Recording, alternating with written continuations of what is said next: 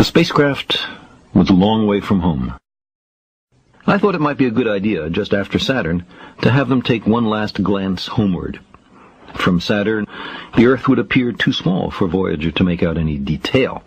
Our planet would be just a point of light, a lonely pixel, hardly distinguishable from the many other points of light Voyager would see, nearby planets, far-off suns. But precisely because of the obscurity of our world thus revealed, such a picture might be worth having. It had been well understood by the scientists and philosophers of classical antiquity that the Earth was a mere point in a vast, encompassing cosmos. But no one had ever seen it as such. Here was our first chance, and perhaps also our last, for decades to come. So, here they are, a mosaic of squares laid down on top of the planets, and a background smattering of more distant stars. Because of the reflection of sunlight off the spacecraft, the Earth seems to be sitting in a beam of light, as if there was some special significance to this small world. But it's just an accident of geometry and optics.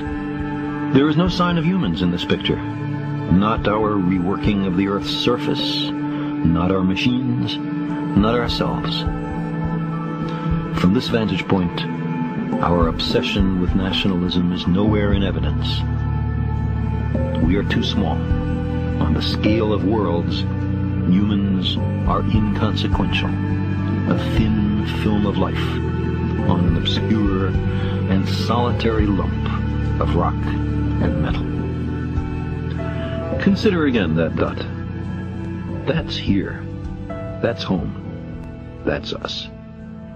On it, everyone you love, everyone you know, everyone you ever heard of, every human being who ever was, lived out their lives.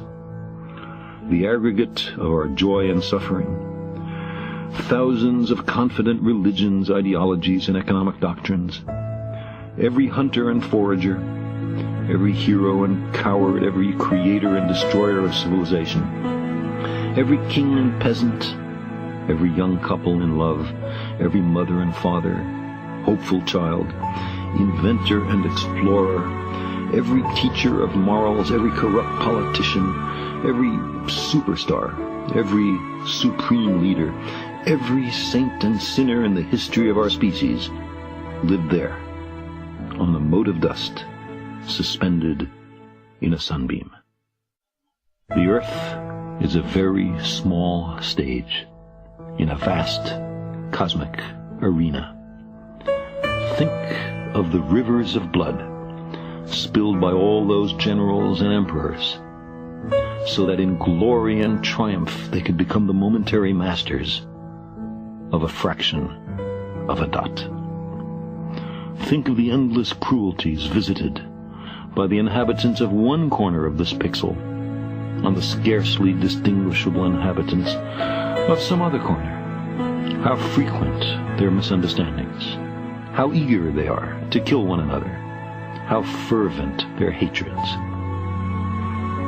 Our posturings, our imagined self-importance, the delusion that we have some privileged position in the universe, are challenged by this point of pale light.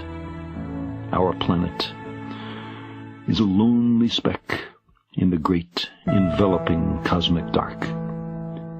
In our obscurity, in all this vastness, there is no hint that help will come from elsewhere to save us from ourselves. The Earth is the only world known so far to harbor life. There is nowhere else, at least in the near future, to which our species could migrate. Visit? Yes. Settle? Not yet. Like it or not, for the moment, the Earth is where we make our stand. It has been said that astronomy is a humbling and character-building experience.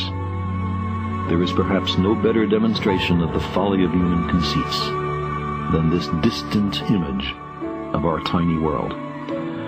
To me, it underscores our responsibility to deal more kindly with one another and to preserve and cherish the pale blue dot. the only home we've ever known.